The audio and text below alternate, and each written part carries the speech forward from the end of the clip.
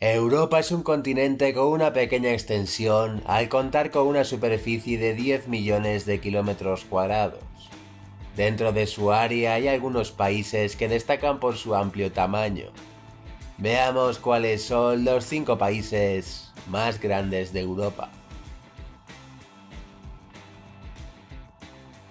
Suecia es un país escandinavo, situado en el norte del continente, tiene buena parte de su territorio congelado y casi toda su población vive en zonas urbanas. Con un clima frío, su geografía se caracteriza por sus terrenos planos y sus lagos, sumando un total de 450.000 kilómetros cuadrados. España es un país del suroeste de Europa. Uno de los lugares más turísticos del mundo, se sitúa como uno de los estados más grandes del continente. Cuenta con una geografía montañosa, así como una gran cantidad de costas. Sumando su territorio ibérico al de sus islas, da un total de 505.000 kilómetros cuadrados.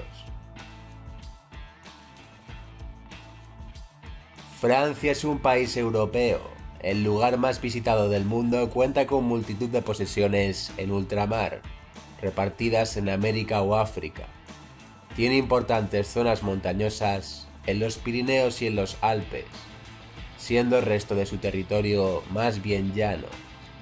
La extensión de Francia en terreno europeo es de 547.000 kilómetros cuadrados. Ucrania es una nación de Europa del Este. Con una demografía totalmente eslava, esta república presidencialista, que se independizó de la Unión Soviética a finales del siglo XX, tiene una geografía llana con una gran cantidad de ríos. Es uno de los estados más grandes del continente al tener una extensión de 603.000 kilómetros cuadrados. Rusia es un país europeo asiático.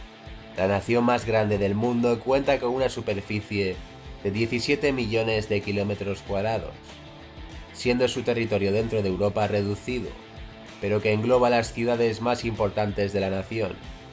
Este frío lugar cuenta con una extensión dentro de Europa de 4 millones de kilómetros cuadrados.